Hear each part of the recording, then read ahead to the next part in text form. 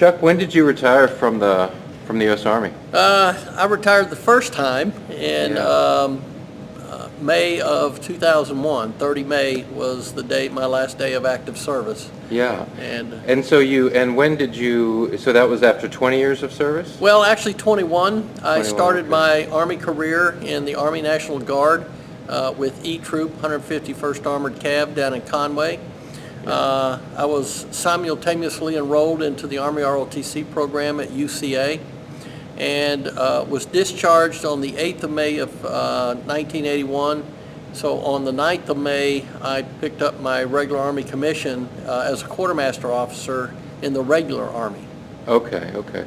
So the major event in that period, kind of almost right in the middle of that, is the Gulf War. How did that impact your career? Did the Gulf War have any impact on your career? Yeah, it's kind of interesting, and be honest with you, Preston, I served 20 years on active duty in the regular Army and didn't feel like a veteran when I retired the first time, and I'll tell you why. As soon as I got to Germany, Grenada happened. All right, no units deployed from Germany to Grenada. It was all out of CONUS. Right. I get back to the States, go through the advanced course. I get assigned to Fort Bragg. Was there for 3 years, and then the Army says, hey, we're standing up this new place at Fort Chaffee, Arkansas. It's called the Joint Readiness Training Center. We need logisticians. You're one. You meet the criteria. So I got early reassigned to Fort Chaffee. Right as I get to Fort Chaffee, Panama happens. Okay, and so nobody from Fort Chaffee deploys to Panama. Well, I was there at Fort Chaffee for 2 years, excuse me, and from there the Army decided I needed to go to some advanced schooling.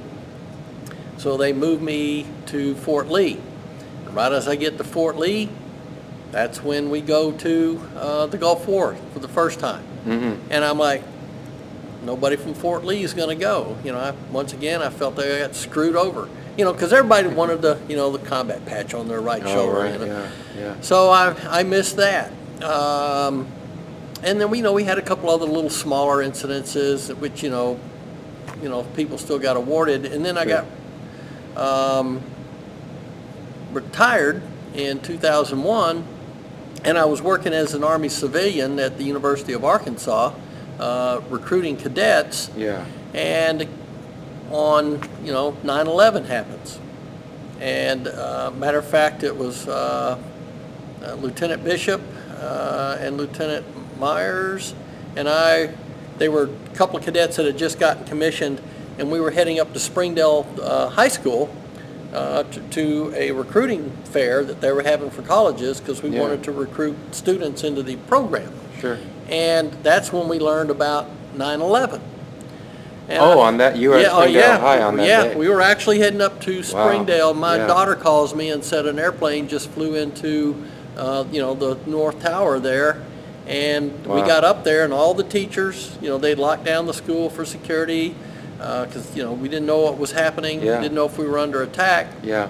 And we're watching the CNN and Fox News, had a couple different TVs going in the principal's office there. Yeah. And then, we see the, second airplane flying to the next one. So you witnessed that? Yeah, we witnessed, Wow. by TV, yes, sir. By a TV, wow. And I figured, well, once again, something's happened, and now I'm retired, and I'm going to miss it, because we all kind of figured that we'd figure out who did it, and we'd go after them, and sure enough, bombs away somewhere. a couple of weeks later, we went into Afghanistan and going after Al-Qaeda.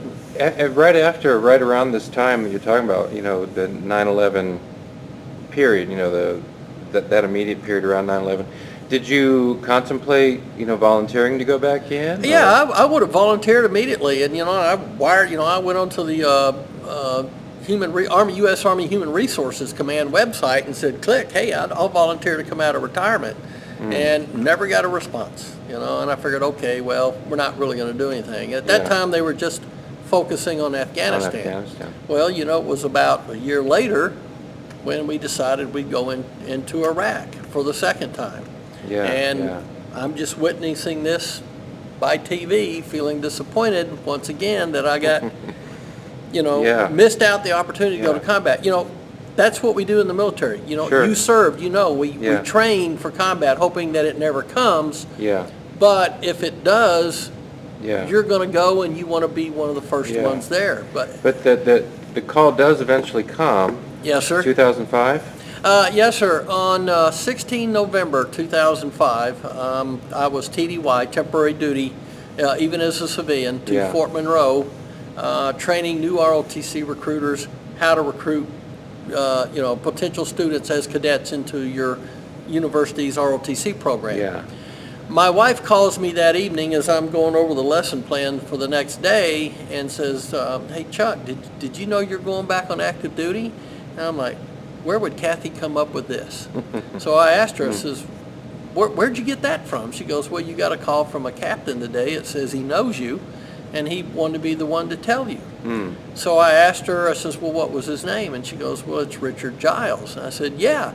We were at Fort Bragg together. He was down in the 507th Transportation Group, and he and I got paired together to go work a couple of exercises. I said he was a sharp kid. Yeah. And, well, he's going to call you in the morning. Well, sure enough, 7:30 the next morning, my phone rings, and I'm looking. It's area code 703, which is Alexandria, where, our HRC was located at the time. Yeah. And I figured it has to be him, so I'm looking at the phone. I pick it up, and I said, hey, Rich, how you doing? What's this, my wife telling me I'm coming back on active duty? And he says, yes, sir. And I Wow. says, well, what are you doing now? And he goes, I'm working in what has just been established as the Army Retiree Mobilization and Recall Office. We have a program now. Sir, we got 2 wars going on. We're short logisticians and other officers. Yeah. We put a bunch of criteria, your name, and your name spit out, and I recognized it, and I wanted to be the one to tell you. Wow.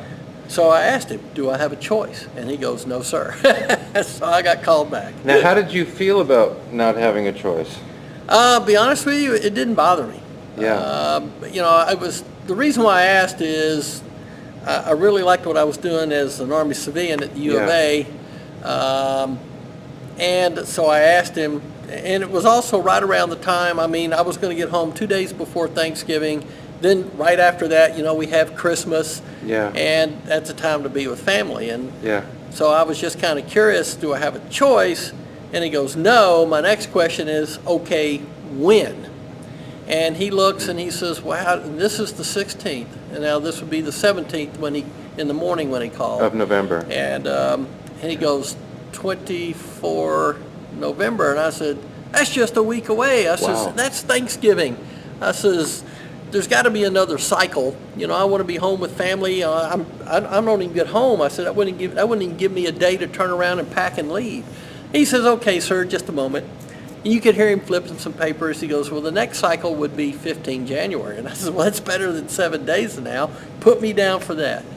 So sure enough, they emailed me my orders. They were dated 22 November. And I was being recalled to active duty as a major in Wow. the Quartermaster Corps as a logistician. Yeah. And en route to Iraq. So this is November 2005. Yes, sir. And then how long was it? You actually go back into uniform in January 2006? Yes, sir. I reported Yeah. in to, when the orders came, my report date was 8 January to Camp McGrady, which is part of Fort Jackson. Yeah. And what they did is they ran us through a kind of like a boot camp, Sort of a Yeah, they called it reintroduction. re-greening is what they called it. Yeah, yeah. And I'm looking at everything they were going to train me, and I says, well, this is what everything I teach the ROTC cadets with the exception of this and this. Can I do just those 2 things and go? No. Oh, right, yeah, So, yeah. Do you feel like it was, because you were a civilian, but you were a civilian with the Army, Yes, talking to cadets, do you think that was an advantage when it came to sort of, getting back into the military? Oh, absolutely. Mindset, yeah. Because, like I said, we take cadets to the range, teach them weapons familiarization. They have to qualify with a weapon. Yeah, And we yeah. had to qualify.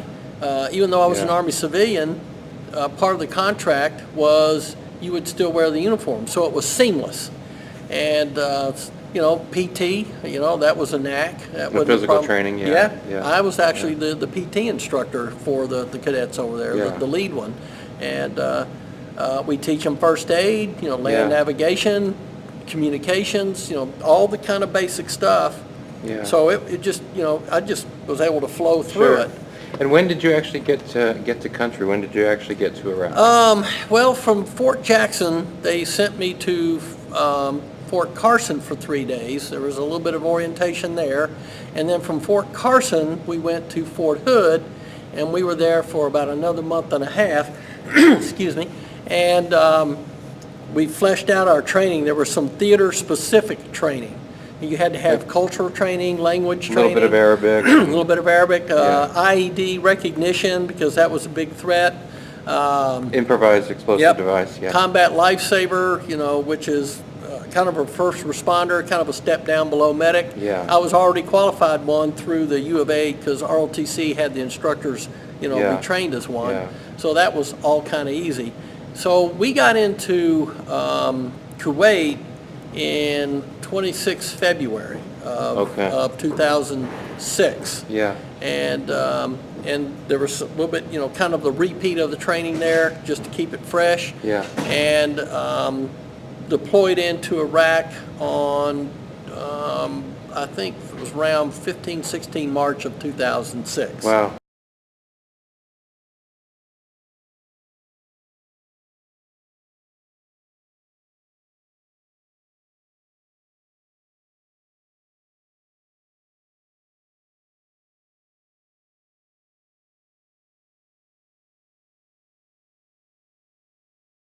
Now, you mentioned part of your training is this regreening process. You said it was IED recognition? Yes, sir. To what extent was that outdated by the time you got to Iraq? The reason I ask is Yeah. because I've heard that the insurgents were pretty creative in Yeah, they putting would, these things in dead animals and all sorts Yeah, of things like that. not just dead animals. They'd put them in human remains. They'd kill somebody, and they'd, open them up, sew them back up, put clothes on them, and booby trap the bodies that way, especially young children. They did put them in Wow. animals.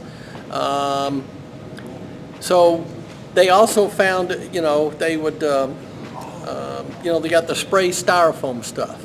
And they'd put an IED in that and kind of kick dirt on it and then stick it up next to a curb on a road, like next to a bridge or a tunnel, and it blended in. And they watched us. As we watched them and learned to adapt to what they were doing Yeah. to counter it, then they would counter our counter, so it just kept going and going. So, at every step of training, there was something new that we had to learn. Yeah. So. Did you, even in did you do a full year in Iraq? Yes, sir. Actually, kind of interesting. Once I got into Iraq, Yeah. I called home on the 26th, 2 days after my birthday of March, and my son at that time had gotten his commission and was home over a weekend from the engineer officer basic course at Fort Leonard Wood. Yeah. And my wife, when I called home, and she goes, "Hey, did you know you got extended?" And I'm like, once again, where would she come up with this? Your wife's getting all this Yeah, my wife information. knows everything up before I do. And she goes, "Well, they mailed a copy of it." And she goes, "Here, let Chris tell you." So Oh, Chris no. goes, "Yeah, Dad, you've been extended 6 more months." Wow. And because initially when they call you back, originally it's only for a year. Well, so I emailed Richard, Captain Giles, and said, Yeah. "Hey, I called home and they said I got extended. What's up?" And that was on a weekend. Of course, I wait, and Yeah. it was Tuesday morning our time. He goes, "Oh, yeah, sorry, sir. Yeah, we should have emailed you a copy." Sure enough, the extension orders were dated my birthday. Oh, So boy, happy wow. birthday! You've been extended 6 Yeah. months. So in Iraq itself, a full year? Yes, sir. So About 13 months is what I Oh, did. 13 months yeah. altogether. In that 13 months, did you see, sort of an evolution in insurgent practices? Yes, sir. Could you actually see this working out Yep. where something happens, we respond, and then you can actually see in some other incident how the insurgents actually respond to the Army's Yep. response? And stuff? It was unfortunate. One of the captains by the name of Brian Freeman that I trained with, he was civil affairs that I trained with at Fort Jackson. Yeah. When we were finished there, he went to Fort Bragg to complete the civil affairs, and I went to Carson and Hood to finish the military transition team training because that's what I was chosen to lead. Yeah. And the enemy watched us, and they figured things out, and they got folks that speak English better than you and I did. I don't know where they got them, but they got our, they were able to obtain some of our newer uniforms. Wow. And they put them on. We're driving some of the same type Chevy Blazers that some of our folks we don't talk about, the diplomatic corps used. They came into his post because they were able to talk their way in, and then just started a small battle, and unfortunately Brian didn't survive it. Wow. So I lost 3 friends over there because of the way they adapted before we could learn how to counter. In that year, you Yes, lost, sir. you lost Yep. 3 friends. So my brigade commander, Colonel Tom Phelps, was one of them. Yeah. They would watch us. They would see us react to an IED, and we'd send people over there to pull the wounded out of the vehicle, start treating them, and then they'd have a second one buried, and you'd pull them over and they'd set the second one off. So we had to learn how to, look for, is there another one out here before we could even go, get to the wounded. Yeah. And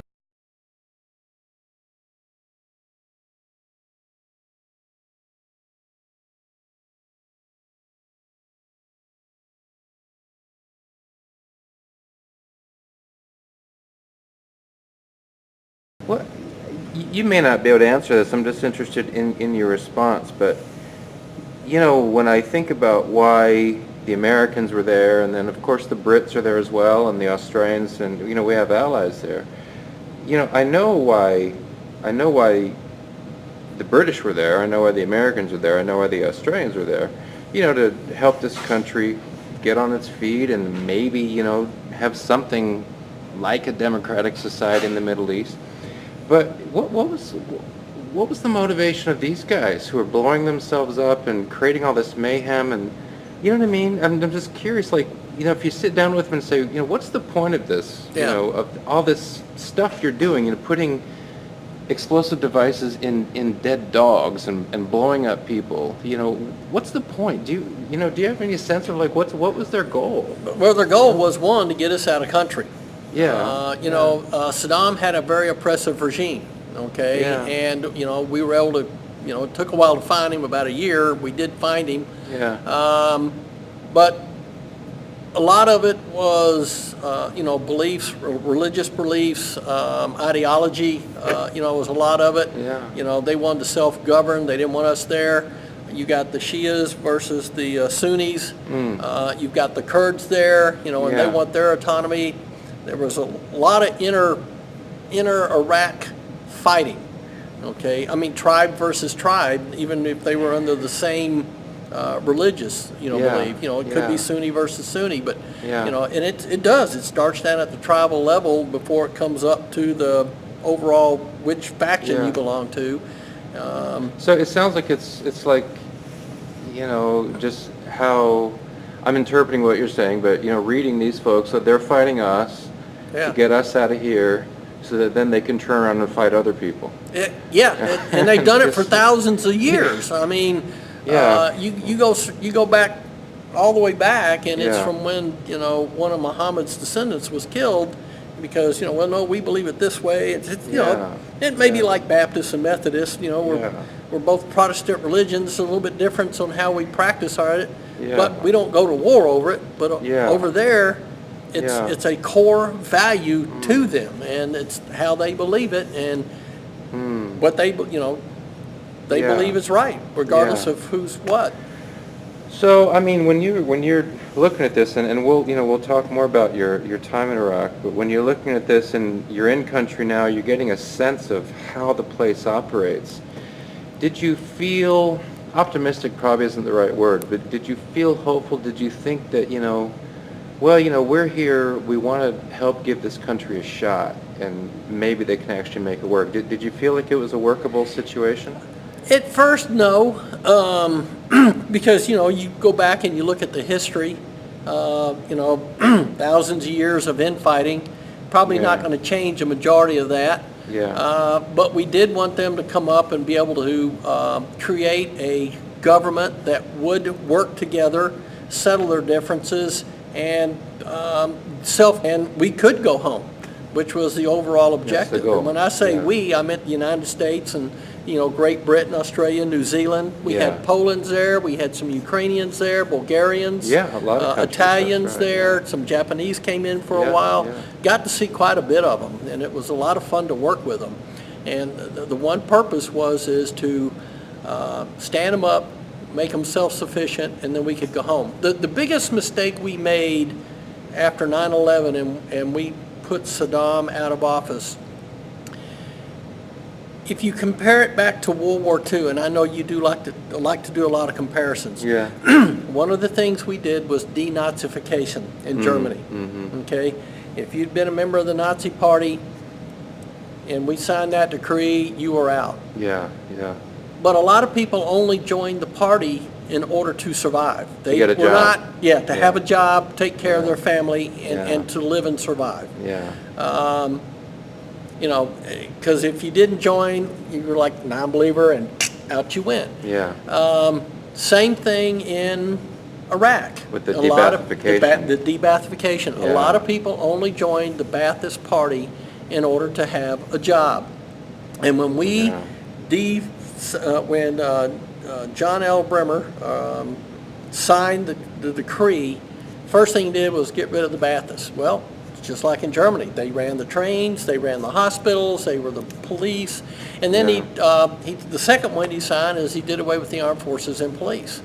Right as soon as he did that, all they did was take off their uniforms, but they took their weapons with them, and we immediately made them anti-U.S. and anti-Iraqi forces. You got a lot of folks with military experience who know how to use weapons, ambitious people who now don't have jobs. And they blamed us. Yeah.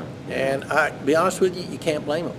No, I think there's a general recognition that if we could run that tape over again, that would have been done differently. Yes, sir, and Yeah. I completely agree with you. So Yeah. when they decided to stand up the local police, the state police, or Yeah. national police as they call them, and the different armed services, Yeah. that's where I came into play, being recalled, Yeah. is to go over there and train them to stand up, be able to operate under their own, power, Yeah. and take Yeah. over securing their country. Sure. And there are a number of photographs you have that show you with Iraqi forces. So just tell us a little bit about the work you did in Iraq. You're helping to train Iraqi forces. Yes, sir. So what kind of stuff did that involve? I was placed in command of a military transition team at Bob Palawada, which is located in the city of Balad. And a lot of times when people think Balad, they think of the big logistical support base we had there at the airfield. This was actually in the city in South Suladin province. And I had an 11-man team consisting of officers and senior NCOs. And these are Iraqis. No, these were Americans. No, Americans, okay. And what our objective was to train the 3rd Battalion, 1st Brigade, 4th ID Army, Iraqi Army, how to stand up, operate, and be self-sufficient.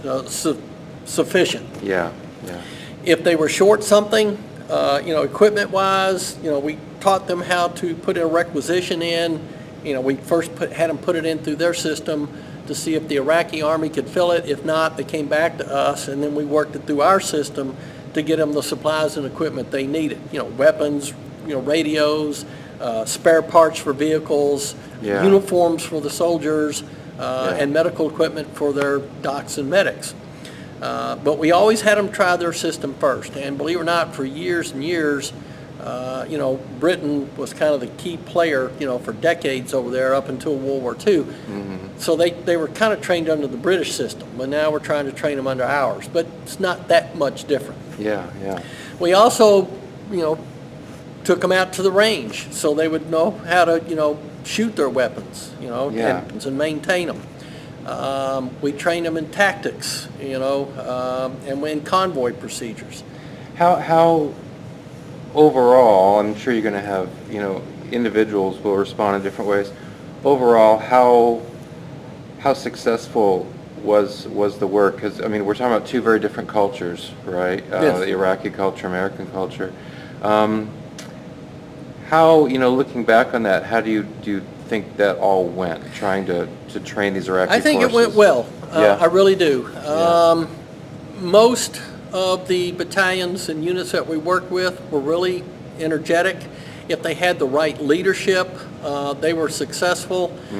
Colonel Soja, who was the first battalion commander that I worked with, he had actually been an Iraqi officer once, before, was one of the ones put out, and then was one that was called back in. He was put out during Saddam, Yep. under Saddam's regime. Yeah, he was an Army officer during Saddam's time, and then Yeah. was one of the ones that was, Sure. forced out of uniform when we did away with the security forces. Yeah, yeah. Brought him back in, Yeah. put him in. He was a capable leader, but he was not, I want to say, an aggressive leader. He was kind of reluctant in some parts, not necessarily willing to take the fight to the enemy as we could have been.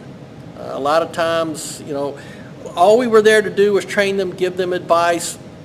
We had to let them develop their own plan of action, let them come up with the decisions, and then execute it. And then we overwatched, and then we would critique it. We would do it in training, and then we'd actually go out with them on combat operations. The biggest problem we had were leaks. It's just like between the North and South. You may have had a brother on the North side, and you had a brother on the, fought for the South. You had a guy in uniform that you were working with, but he goes home, and he may or may not know that brother is passing information and working for the anti-Iraqi forces. We actually found a lot of that. You So did. a lot of times they Yeah. were either, when we get to the objective, the people we were looking for were gone, or they were waiting on us. And The insurgents were? Yes, sir, the 'Cause insurgents. they'd been given a Yep, heads up. given a heads up. And Did you, were there some Iraqis you worked with in whom you had complete confidence, you knew you could absolutely trust them? Colonel Hamed, who was Yeah. the Battalion XO of the first battalion I worked with, which was 314. Yeah. I mean, he was the sharpest Iraqi officer I worked with Yeah. up in Balad. And the next one was Colonel, I'm trying to think his name, start with an, it's not Muhammad, but down in 2nd Battalion when I was transferred to Fallujah to take over another team down there. They were outstanding leaders. And I kept urging them to move Colonel Soja to another position outside of the battalion and promote Colonel Hamed up to the battalion commander. That actually happened after I left Iraq. But this guy, he was sharp. He could speak English. He had been trained with the British. He'd been trained by the U.S. Yeah. And believe it or not, at one time he was actually suspected of being an insurgent, but they brought him in, set him down. He was thoroughly interrogated, vetted, and then Yeah. put back in as XO. Yeah. So Chuck, you were talking about how, some of the Iraqi officers, for example, Colonel Hamed, were very reliable and very good at their jobs, but you were saying that that a lot of these Iraqi officers, a lot of these Iraqis who are working with the Americans and the other allies, putting themselves in a very dangerous situation because they're identified by the insurgents as working with the enemy. So what would motivate these Iraqis to work with the Americans? I mean, what would motivate them, or what do you think motivated them to put themselves into a pretty dangerous situation? The ones that I worked with, their complete objective was, security for their country, to rid themselves of the foreign fighters. And I know that's kind of ironic because if you look at it, we were also foreign fighters, even though we were there to help support them. Yeah. I'd actually made that comment once, because actually Colonel Hamed asked me. He says, "Why are you here?" And I says, "I'm here to help train your country to stand back up and rid itself of the foreign fighters." And he kind of looked at me and I says, "Yes, sir, I understand the irony." He says, "Because we're foreigners also. But one day, you guys will be in control and we'll be gone."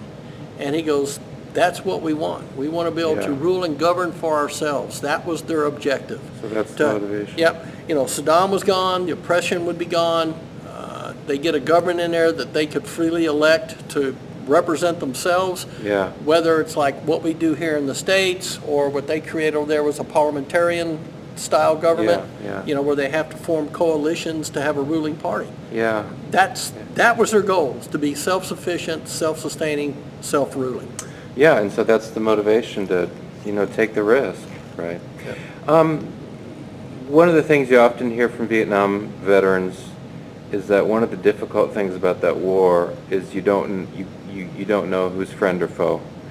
And you're rolling down the street in a convoy, you're rolling down the road in a convoy, and folks are smiling and waving or whatever, but you don't really know. Was this a challenge Yes, in sir. Iraq, not knowing? Because Yep. the enemy doesn't wear uniforms, right? Well, in Vietnam, a lot of the enemy did not wear uniforms. Right, the Viet Cong, right? But, Sure, but yeah. in Iraq, a lot of times they did.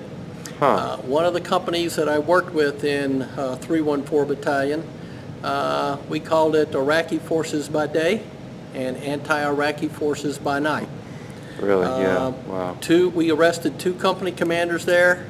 I was having the first sergeant investigated, and we captured several members of that company that were actually working in collusion with anti-Iraqi forces, planting IEDs on the road, and even actually turning their weapons against their own or against us. Wow. We had a drone out on Route Katy one day, to an alternate supply route, and it was, we had a drone up, and then we were looking, hey, turn that thing around. And there were 11 people, we counted, and we zeroed it down and got a little closer. And out of that 11, 7 of them were wearing Iraqi Army uniforms. Wow. That happened to be an armed drone. We got permission to fire, blew them up, sent a quick reaction force out there. 7 of them passed away, the other 4 that still lived. Out of that group of 11, 7 of them belonged to the 2nd company. Wow. And then this was in broad daylight, so you can Yeah. imagine what they were doing at night. So these are guys playing both sides. Playing both sides. Is that your sense of it, that that's what they were just, whichever side wins, we want to be able to say we're on that side? Exactly, yep. Yeah. And, Wow. you know, the 2nd company was always the hardest one to like train and motivate, whereas my 3rd company and my 4th company they had great commanders. With the 3rd company, we nicknamed the commander Cowboy. He'd actually had lived in the States for a little bit as a child in Texas, Yeah. and loved cowboy hats. His last name was Khalid, but we just called him Cowboy. And he was one of the ones that they kept trying to target. Wow. And unfortunately, my 1st company commander, we actually attached that company for a short time to another battalion up at Bob McKenzie, and then I got him back, and then shortly after that, he got assassinated. You know, he was specifically targeted because he liked working with the U.S. forces because Yeah. he figured this was the winning side. Yeah. But there are others that don't, and Yeah. it was the company XO and one of the sergeants that got arrested because they turned out they gave information to the anti-Iraqi forces, leading to the death of his company commander. Yeah. So, Wow. So you kind of indicated earlier that when you first got to Iraq, you were skeptical or doubtful that, this project of getting this country on its feet is going to work. But you kind of indicated that as time went, you became a little more hopeful? yeah, I came a lot hopeful, Yeah. especially when I got introduced to officers like Colonel Ahmed or Lieutenant let's see, it's almost like Colonel Soja is. It started with an S. He was the HHC company commander. He was a 1st lieutenant, and I was trying to get him promoted to captain. When you worked with them, and there Yeah. was the command sergeant major of the Iraqi battalion, he was awesome. I mean, he'd get out there and work with his NCOs and, get them out there, and he'd make them, just like we try to do. You put them in charge and give them the hands-on, and let them show you what they can do. Yeah. He was motivated, and it got the other NCOs motivated. So let's put you on the plane out of Iraq. We'll come back and talk more about Iraq, but when you're flying out, do you fly out of Kuwait? Go back to Kuwait I flew and out then of fly? Baghdad. Actually, I was in,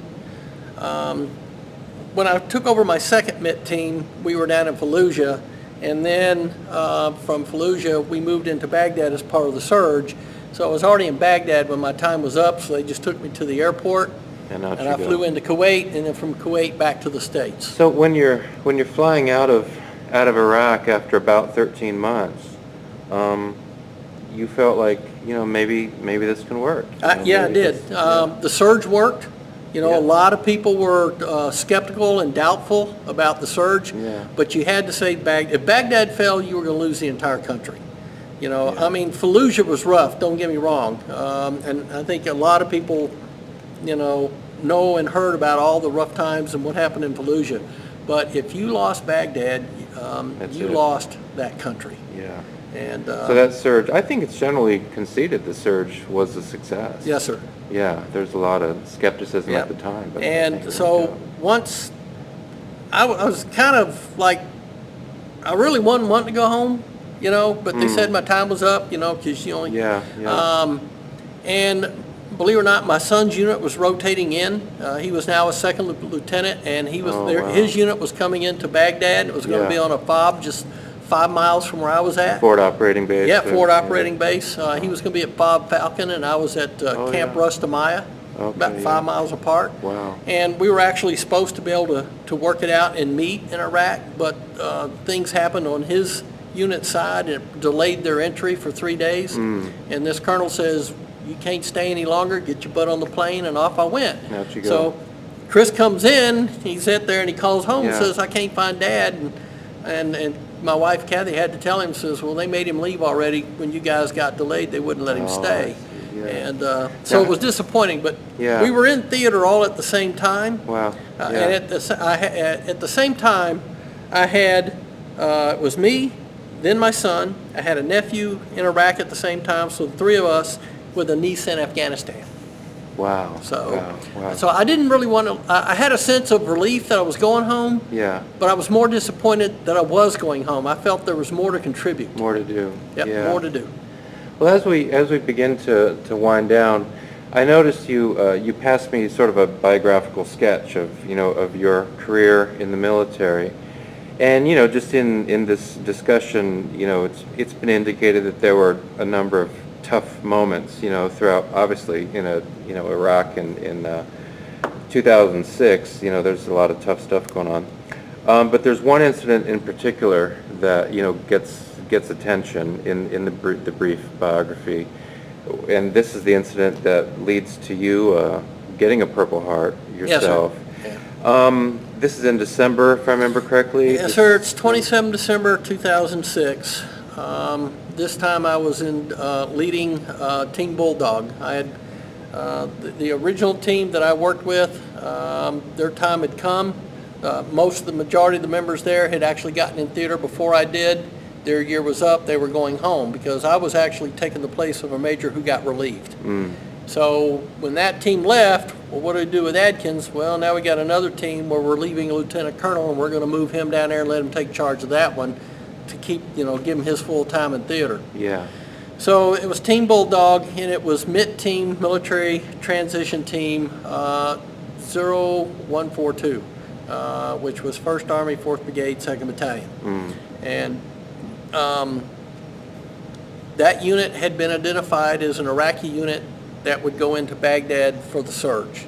And we were located at India Base in Fallujah. Al-Qarma, we had gone out to meet with First Company. It was going to come back to the main compound. It was at a operating observation post called O.P. Muhammad, and it was located 8 miles outside our main compound in a town called Al-Qarma. Yeah. And Yeah. it was a pretty rough area. And you'll see in there where we had a guy, we just called him Ahmed. He had tried to drive a dump truck loaded with explosives, rammed the door, or the gate rather, of Fab Muhammad, and he blew himself up. But fortunately, the truck did penetrate. The gate held even with the explosion, able to repel the follow-on attackers. So we were moving out of Fab Muhammad, and we were going to go to India Base, and we were going to encamp them there until we moved into Baghdad. as I said, we provided equipment and things to the Iraqis, and one of them was radios, so they could communicate with each other. Yeah.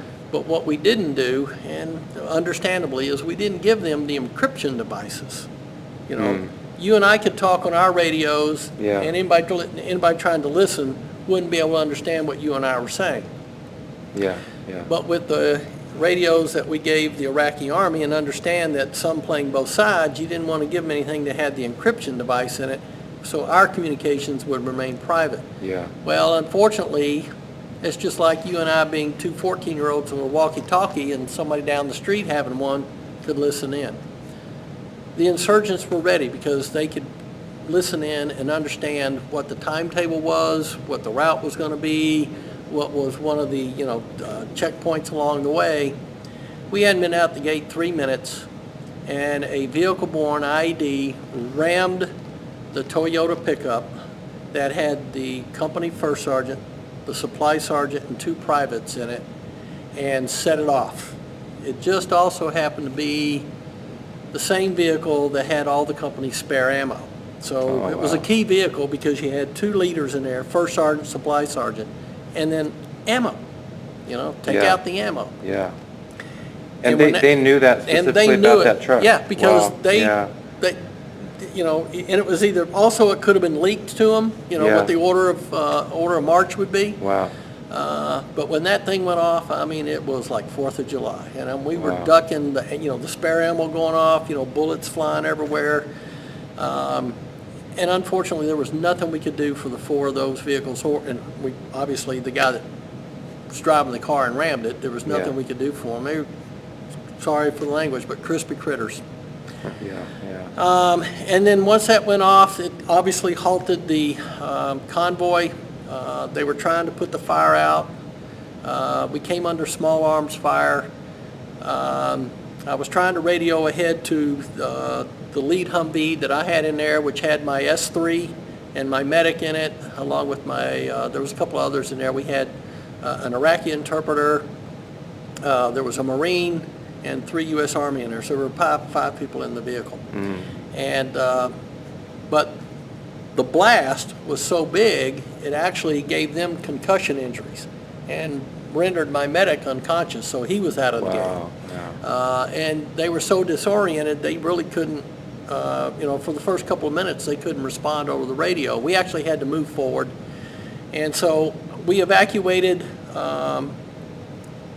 those guys. At that time, he was Captain Robert Mary. He was the guy that I had in charge in that vehicle. He worked as my S3. Mm. We evacuated them to Fob Delta, along with some wounded Iraqi soldiers. Got them down to where there were American medics ready to treat them. So we got them down there, got them stabilized, and then I took the rest of my team back to the site to help the Iraqis secure it and recover the dead. And then once again, we came under small arms fire. And it's kind of interesting, that podium right there, because of the some of the equipment that we had on the vehicles that were supposed to render remote controlled IEDs useless, which means you could use a cell phone or a garage door opener or set them off, made it impossible to talk to another vehicle that may be only parked 20 feet away. I could talk to them if I was a mile away, but 20 feet away, I couldn't talk to them. So I got out of my vehicle and asked my XO, I says, we need to get some reinforcements up here. And so his name was Captain Canada. He got promoted to major while we were there. And Cedric Canada, sharp officer. And I hope he's still in, and by this time I hope he's a colonel because he was that good. And he said, Roger, sir, and he got we were able to get a Marine rifle company from Camp Fallujah to come out and back us up. Well, at that time, as I'm standing there, you hear this ping, ping off the right-hand rear passenger door. And I'm looking, and then Corporal Maxwell, who was the gunner for that vehicle, is Lance Corporal Maxwell, looks down and says, hey, Major Adkins. I said, yeah, Max, what's up? He said, sir, you're being shot at. I said, yeah. He says, well, don't you think you ought to get back in your vehicle? And I go, Max, that's a good idea. I says, but you need to do one thing. And he goes, what's that? Shoot back. And let me tell you, this kid could shoot. Because when Yeah. we went out to the range out there, he could actually, I mean, close his eyes, hold the, weapon over his shoulder and just fire it and hit anything the weapon pointed at. He was really good. That's why he was a gunner. So I got back in my vehicle, and no sooner I got back there, the Marine Rifle Company came up, we did a battle handover, and then my boss calls and says, your guys at FOB Delta, Forward Operating Base Delta, are ready to be further back to Fallujah Medical. Go back and escort them. So Yeah. we turned around, so I said, roger out, sir.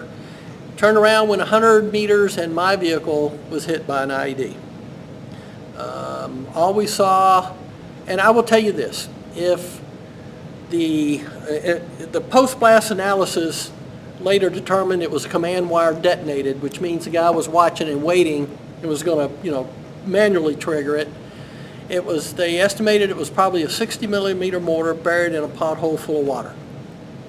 Wow. If my driver had been 2 seconds faster or the trigger man been 2 seconds slower, it would have gone off right up under my seat. But it went off at the front of the vehicle. The front of the vehicle did raise up a little bit. Yeah. And I didn't wear my seat belt. I got thrown around inside the vehicle. Wound up having to lean across the vehicle to help the driver because he went and get the vehicle back under control.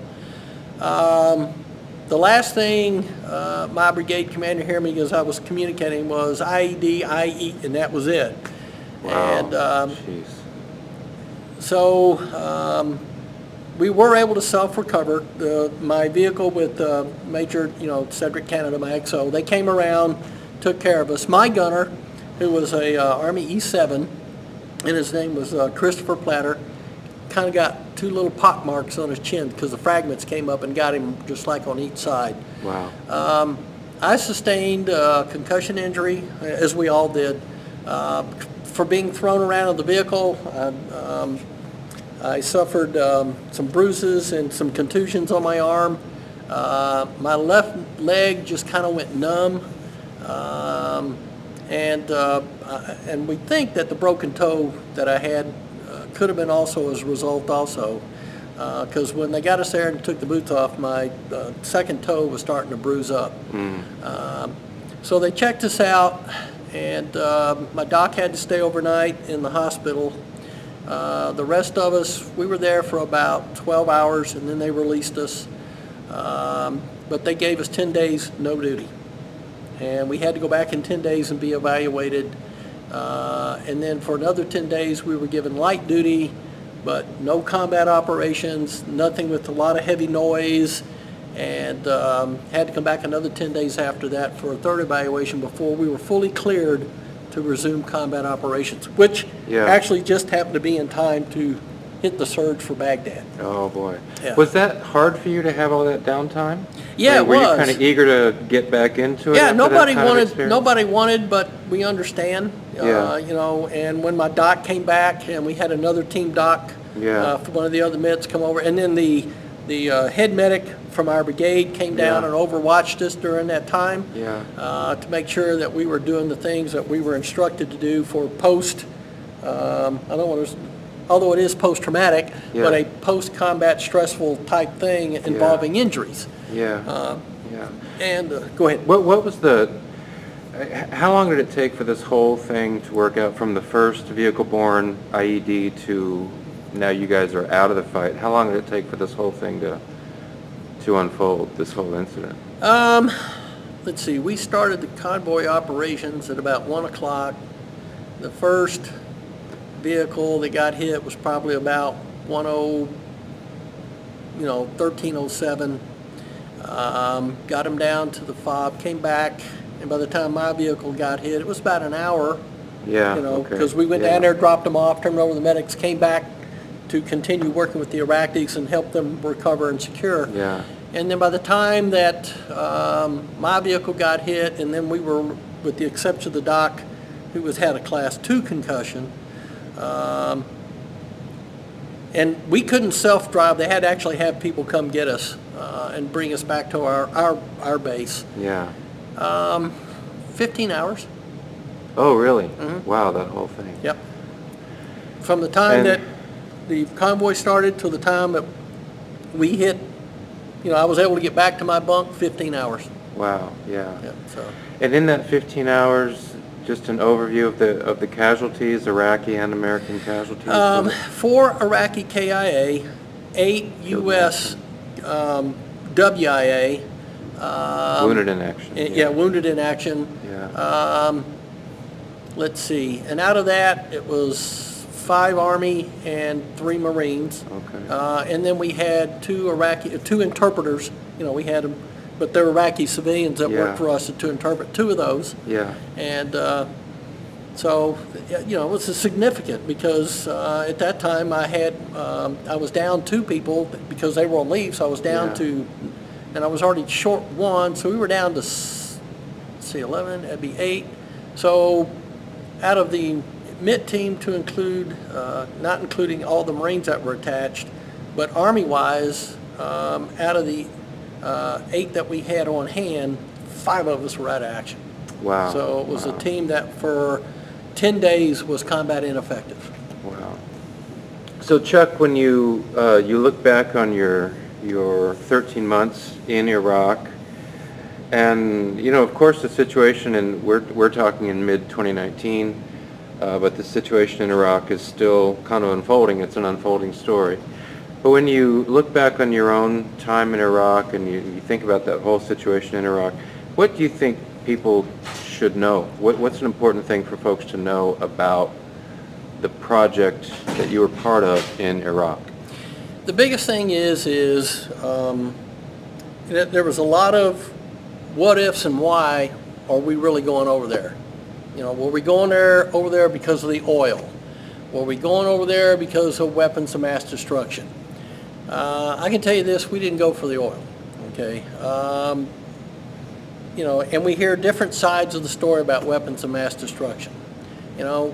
You'll see in there's a picture of us standing that my scout platoon found a weapons cache, and so they found mortars. And when you look at the markings on the mortars, it turns out that they had been mustard gas mortars. So, yes, there were some weapons of mass destruction over there. Maybe not the big nuclear bombs like everybody may have thought when they think of weapons of mass destruction, but even small things can be. Yeah. The biggest thing we did when we got over there was to rid the country of an oppressive regime. The goal was, and still is, because we're still there, even in limited numbers, is to one day hope that that country will be able to stand alone, completely alone, secure itself, govern itself, sustain itself, and take care of its people. And that's what I wish for that country. But you look back at history, and for thousands and thousands of years, it's been one faction against another. One group, challenges another, based on either tribe, religion, whatever. So. Yeah. But. It sounds like you want, what you're saying is you want folks to know that, of course there are inevitably questions about, whether or not going in 2003 was a good idea or not, etc. But the overall project was to try to have a stable, somewhat well-functioning country that can take care of itself in the Middle East, so those folks can, so they can carry on with their lives and have a decent quality of life. And hopefully gain an ally to help keep the rest of the region stable. Because, current events now, there's a next door neighbor, country called Iran. Yeah. And you got to remember that when they had the 8-year Iraq-Iran war, we actually sided with the Iraqis. And they were our ally. And, and sometimes it's kind of interesting. One day they're our ally, the next day they're our enemy, and then they're our ally again. But, it depends on personalities running the country and those types of things, the governments. But that's what we want for them. We want to be able to stand up. We'd like to have another strong ally over there to help make that entire region stable. Yeah, and I think you're right. It was not, as some people allege, primarily about confiscating the oil, because that hasn't happened. It wasn't about establishing some sort of American colony in the Middle East. I think it really was about, trying to help those folks in that country to have a better country. And you know, as you know from your experience, I mean, they've got to make it happen themselves. But you played an important role in trying to help them to get there. Yep. Kind of played two roles. When I got back home, I'm thinking, yeah, I'm going to get to go home. And I was fixing to stand in the lined out process. I felt this hand come up on my shoulder, and I turned and looked, and there was a little lieutenant colonel, probably stood about, actually she was a full colonel. Her name was Colonel Karen Cimarrero. She was commander of the Hood Mobilization Brigade there at Fort Bragg. And she said, excuse me, Major Adkins, could you, step out with me? And first I'm thinking, oh my God, I'm in trouble. I got this colonel. And she goes, I'm sorry, but, we're going to need you to stay.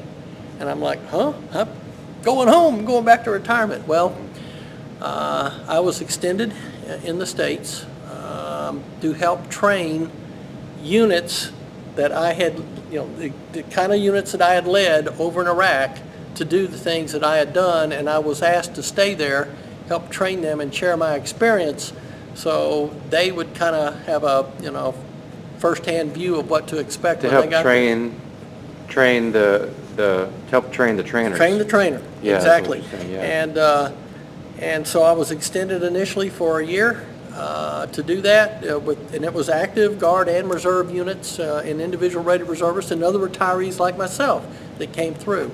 That year came and went, and then I was extended another one. So my actual total time back in uniform for my, what I call the second career, was, instead of 1 year, was 3.5. Wow. So, total and I would do it again. Yeah. So that actually gave me total time in service from the time I was in the Guard to the time I retired the first time, and then came back as 24.5 years. Wow. Wow. Well, I've been calling you Chuck, but I'll end up calling you Major Adkins. And thank you very much for taking the time. Thanks for your service to the country. Well, thank you for yours, by the way. So. Well, thank you, and thanks for taking the time to share your experiences with us. All right. Yeah. Enjoyed it.